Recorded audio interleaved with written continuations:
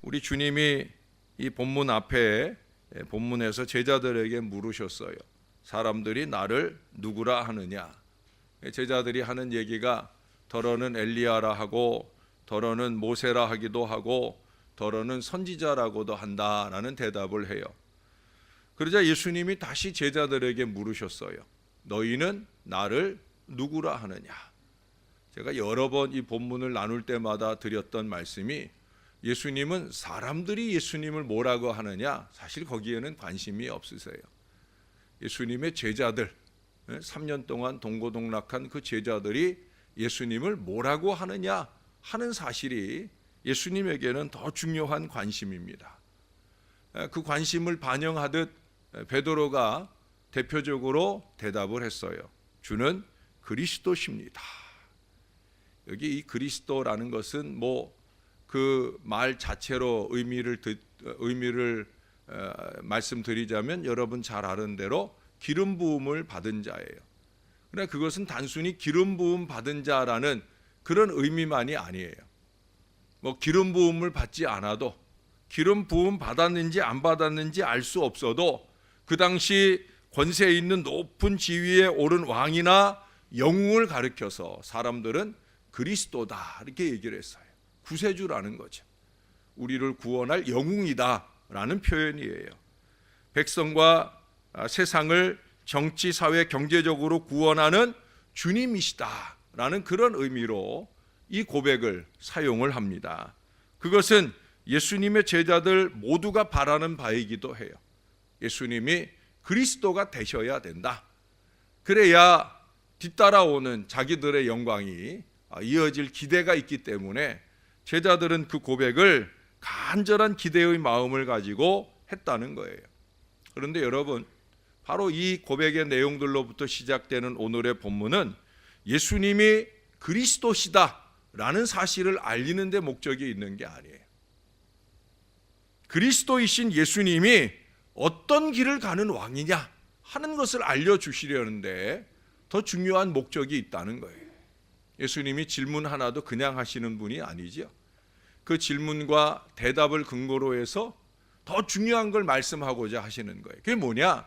나는 그리스도인 게 자명한데 그리스도가 가는 그 길은 어떤 길이냐라는 걸 제자들에게 알려주시고 싶었어요. 베드로의 고백 속에서처럼 베드로는 예수님이 그리스도이심을 알았어요. 그런데 예수님이 자신이 가야 할 길을 말씀하셨을 때 베드로는 그것을 받아들이려 하지 않아요. 32절의 마지막에 보니까 항변했다라는 표현을 쓰고 있어요. 강력하게 거절을 했다는 거예요. 그는 그리스도에 대한 당시의 일반적이고 세속적인 상은 가지고 있어요. 그래서 자기의 기대하는 목도 차주할 수 있기 때문에 예수님은 그냥 일반적으로 생각하는 그리스도, 바로 그분이기를 원하는 마음이 베드로에게 있었다라고 하는 거예요. 베드로의 그런 이해는 어쩌면 이유가 있는 거예요. 왜? 주님을 따라다녀 보니까 주님은 분명 다르셨다는 거예요. 주님은 오병이어의 기적을 베푸셨어요. 그 후 주님은 바다 위를 걸어 배에 타고 있는 제자들에게 오시기도 하셨어요. 갈릴리 마을에서는 기먹고 말 더듬는 청년이 예수님 안수로 귀가 열리고 혀가 풀리기까지 합니다. 이것은 아주 작은 예고요. 예수님이 행하신 모든 일들을 다 말씀드리고자 하면 요한복음에서 말하고 있는 것처럼 세상이라도 다 담아낼 수 없을 정도로 엄청나게 많은 위대한 일들을 하셨어요. 그걸 친히 곁에서 목격하고 바라본 거예요.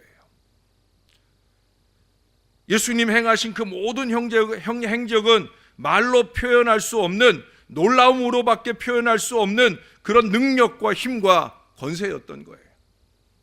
베드로의 고백대로 예수님은 그리스도가 맞다는 거죠. 아주 분명한 확신 속에 베드로는 이 고백을 하는 거예요. 고난, 버려짐, 죽음, 이것은 그리스도이신 예수님께 절대 어울리지 않는다라고 생각할 수밖에 없는 거예요. 사람들은 본대로 느끼잖아요. 베드로 역시도 어쩌면 그가 본대로 느낀 그리스도 예수, 거기까지만 그는 그리스도로 생각을 하고 있다는 거예요.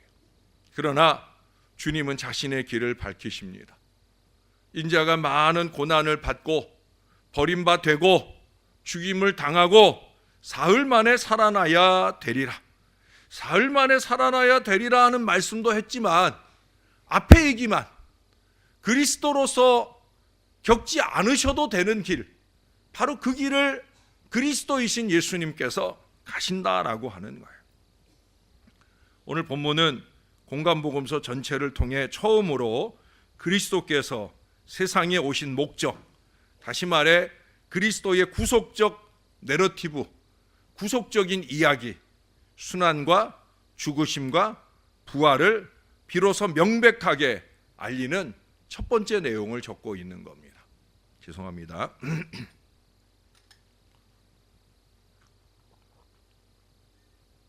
그러나 여러분, 그리스도께서 가야 하는 길은 인간이 가는 길과 첨예하게 대립을 하고 있어요. 오늘 분명히 30절에 보면 이에 자기의 일을 아무에게도 말하지 말라 경고하시고 예수님께서 자기의 일, 자기의 길을 말씀하고 있는 거예요.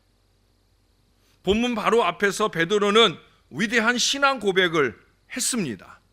근데 예수님 말씀하시는 그 자기의 일, 자기의 길을 들어보니까 이게 도저히 용납하기가 어려운 거예요. 여러분, 마태복음에도 똑같은 이 고백의 내용들이 나오잖아요. 마태복음의 기록에 의하면 16장에 보면은 베드로의 이 신앙 고백에 대하여 예수님께서 교회를 세우셨다. 음부의 권세가 이기지 못하도록 하신다. 천국의 열쇠를 주신다 하는 이 베드로의 고백에 대한 대단한 칭찬과 상급에 대한 말씀이 주어집니다. 그런데 오늘 마가의 경우에는 그런 칭찬과 상급의 내용들을 싹 제해버립니다. 마가에게 있어서 중요하게 다루고 있는 주제는 뭐냐? 베드로의 신앙 고백을 예수님의 길에 대한 베드로의 강한 항변과 대비를 시키고 있다는 거예요. 그 예수님께서 33절에 보니까 사단아 내 뒤로 물러가라. 네가 하나님의 일을 생각하지 아니하고 도리어 사람의 일을 생각하는도다. 물론 마태복음 16장에도 이 내용들이 나와요. 그러나 아까 말씀드린 대로 이 마가복음에는 베드로에 대한 상급의 얘기가 없다는 거예요. 마가에게 있어서는 그것이 관심이 아니에요. 베드로가 신앙 고백은 잘했는데 그 고백에 뒤이은 예수님의 그리스도가 가야 하는 하나님의 일, 하나님의 길에 대해서 베드로가 항변하고 있는 이 어리석음에 대하여 대립, 대조를 시키고 있다는 사실입니다. 다시 말해 마태와 달리 마가의 경우에는 이 베드로의 신앙 고백, 그 본심과 또 신앙 고백과 그 본심, 본 마음 사이에 이 부조화를 극명하게 드러내고 있다는 거예요. 입술로는 그리스도십니다 라고 했지만 그리스도가 그리스도 되기 위해 가야 할 그 길을 마음으로는 거부하는 어리석음을 나타내고 있다는 거예요. 베드로는 예수님이 그리스도이심을 분명히 고백했어요. 그러나 그리스도로서 가야 하는 이 십자가 길에 항변함으로써 스스로 자신의 신앙 고백을 부인하는 어리석은 사람이 되었다는 거예요. 예수님은 자신의 길과 인간의 길 간의 충돌 상황에서 참된 제자의 길이 어떤 길인지 대중들을 향해 공적으로 분명하게 제시해 주십니다. 그것은 34절 이하에서 분명히 말씀하는 것처럼 자신 안에 있는 인간의 길을 추구하는 욕구를 죽이는 길이다. 자기를 부인하고 자기의 십자가를 지고 주님을 따르는 길이다. 그 길이 참되고 마땅한 삶으로 인도한다 하는 거예요. 여러분, 예수님의 가르침을 부끄럽게 여기고 받들지 않는 사람은 마지막 주님의 날에 하나님께서 부끄럽게 여기실 거예요. 이 과정에서 그리스도의 길이 일으키는 세 가지 충돌을 우리들에게 보여줍니다. 첫 번째 충돌은 바로 33절에서 말하는 것처럼 하나님의 일과 사람의 일 간의 충돌입니다. 예수님의 구속적 이야기에 대한 이 베드로의 거부 반응은 앞선 베드로의 신앙 고백과 충돌하고 있어요. 베드로의 신앙 고백은 무엇에 근거하는 거예요? 하나님의 일에 근거하는 거예요. 그런데 예수님께서 이어지는 그 대답을 들을 때 베드로의 대답과 관련해서 하나님의 일과 사람의 일 간에 이 대립이 일어나고 있다는 거예요. 언제나 그렇죠. 개인이나 공동체, 그 속에서 언제나 하나님의 일과 사람의 일이 충돌을 일으킵니다. 죄송한 말씀이지만 목사의 목회가 어려운 일 가운데 하나가 뭐냐?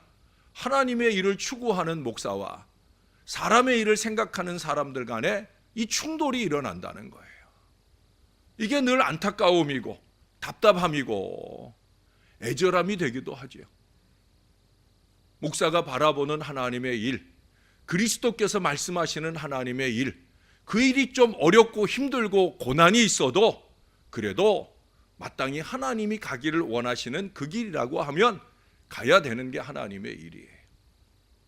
그러나 그 다음 두 번째 충돌 때문에 우리는 하나님의 일을 버리고 사람의 일을 택하는 어리석음을 범해요. 그 다음에 보여지는 두 번째 충돌은 뭐냐? 예수님의 말씀에 근거해 볼 때 그것은 자기 부인과 자기 획득의 충돌입니다. 내가 가지고 누려야 할 것들을 붙잡고 싶은 마음과 그것들을 기꺼이 던져버리는 이 부인의 마음이 항상 충돌을 일으킨다는 거예요. 주님은 참된 제자의 삶은 자기를 버리는 것이다. 이기와 욕심을 내팽개치는 것이다. 반면에 사람의 일은 그렇지 않아요. 자기의 목숨을 얻으려 하고요, 아니 그 이상을 욕심내면서 심지어 주님의 가르침을 부끄러워하거나 내팽개치기도 합니다.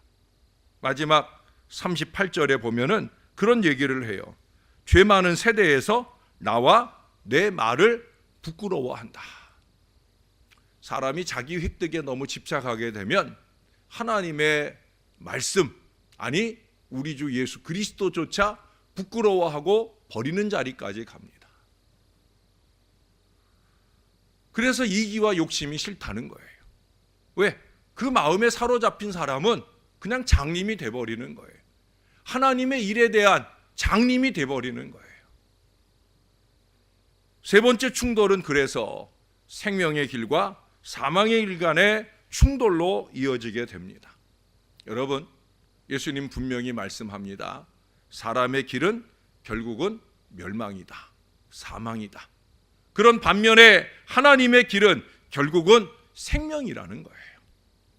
예수님께서 고난과 죽음이라고 하는 하나님의 길을 가실 때 부활이라고 하는 영광의 관을 쓰시는 것처럼 저와 여러분이 사람의 일, 사람의 길을 좀 버리고 이기와 욕심의 일을 좀 버리고 하나님의 일을 따라가는 이 한결같은 믿음의 마음으로 이 주님의 고난에 함께할 수 있다고 하면, 그러면 우리는 반드시 영생하는 은혜의 미래를 얻을 수가 있다라고 하는 거예요. 고미숙 씨가 쓴 그 공부의 달인 호모 콩푸스라고 하는 책이 있습니다. 거기서 그녀는 우리의 삶을 아무 이유 없는 맹목의 질주라고 표현을 하고 있어요. 이 시대 아이들이나 어른들이 다 아무 이유 없는 맹목적 질주를 하고 있다는 거예요. 나름대로 열심히 공부하고 열심히 살고 있지만 다 거기서 거기인 제대로 된 이유나 목적 없는 어리석은 질주를 계속하고 있다는 거예요. 거기서 이런 얘기를 하나 소개를 합니다. 어느 지방 소도시의 한 중학교 영재학급에서 아이들과 주고받은 대화입니다. 공부를 왜 하냐라고 선생님이 물으시자 돈 많이 벌려고요 라고 거침없이 대답을 해요. 얼마나 벌고 싶은데 라고 물으니까 한 10억쯤 벌면 좋겠어요 라고 대답을 합니다. 지금도 잘 사는데 왜 그 돈이 필요하냐? 예전에는 다들 가난해서 대학 가서 고시를 보거나 좋은 회사에 취직하는 것 말고는 먹고 살 방법이 없었어. 하지만 지금은 다들 잘 살잖아. 근데 왜 돈을 위해서 공부를 하냐? 라고 물어요. 그러자 아이들이 대답합니다. 아무튼 10억쯤 있으면 마음이 든든할 것 같아요. 그녀는 계속 이어갑니다.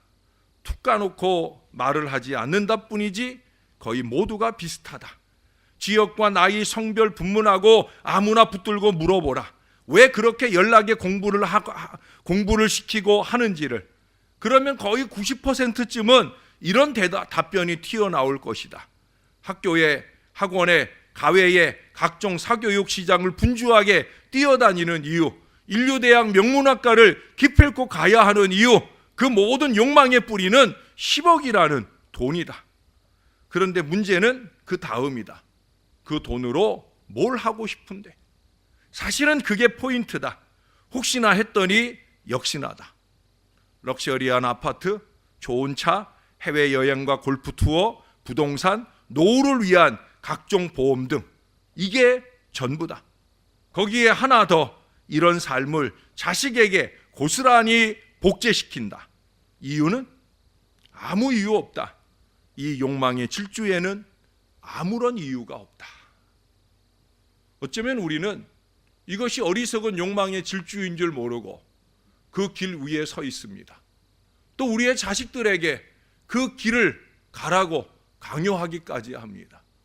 때때로 우리 어리석은 입술은 그 길을 잘 가고 있는 우리 사람의 일을 축복이라고 착각하기까지 한다는 거예요. 사랑하는 여러분, 오늘 우리는 예수님을 믿으며 무엇을 바라고 기대하며 살고 있습니까? 주님은 우리와 함께 해주고 계셔요. 그가 우리의 고난을 짊어짐으로 우리가 나음을 입고요, 그가 우리의 버림받음을 짊어짐으로 우리가 부름을 받고, 그가 우리의 사망의 짐을 짊어짐으로 우리가 정죄를 받지 아니합니다. 오늘 우리가 자유를 말할 수 있고 미움과 분열을 향하여 화해와 사랑을 부르짖을 수 있는 것, 질병을 향하여 꾸짖을 수 있고 사회의 어둠과 죄악을 향하여 진리를 말할 수 있는 것은 바로 우리 예수님께서 우리의 죄 짐을 짊어지셨기 때문이에요. 이것이 예수를 믿음이 주는 유익이요, 예수 십자가를 통해 주시는 은혜입니다. 예수님께서 한결같이 다행스럽게도 하나님의 일, 하나님의 길을 가셨기 때문에 저와 여러분이 이 은혜를 누리고 있다는 거예요. 그럼에도 불구하고 우리는 여전히 자꾸 하나님의 일을 외면하려 하고 사람의 일을 말하려 하며 사람의 생각과 주장을 고집하려고 합니다. 사랑하는 여러분, 그러면 우리는 계속 약할 수밖에 없어요. 개인도 약하고요, 교회도 약할 수밖에 없어요. 세상 속에서 우리의 경쟁력은 물론 약할 수 있습니다. 그러나 우리는 그리스도 안에 있는 생명과 빛으로 향하여 난 새롭고 참된 길로 초대를 받고 있습니다. 그것은 다름 아니라 십자가의 길입니다. 오늘 주님은 자신의 길을 분명하게 말씀해 주고 있어요. 그리고 그 길로 우리를 초청해 주고 계셔요. 누구든지 나를 따라오려거든 자기를 부인하고 자기 십자가를 지고 나를 따를 것이니라. 누구든지 자기 목숨을 구원하고자 하면 잃을 것이요, 누구든지 나와 복음을 위하여 자기 목숨을 잃으면 구원하리라. 우리가 목숨을 잃으면서까지 주님의 복음을 위할 일들은 사실 이 시대에 없어요.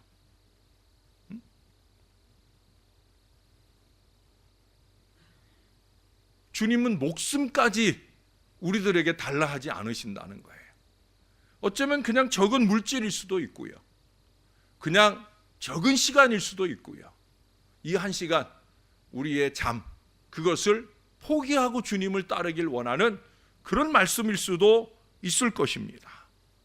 사랑하는 여러분, 주님이 우리를 초청하셔요. 하나님의 일로, 하나님의 길로 우리를 초청하고 계셔요.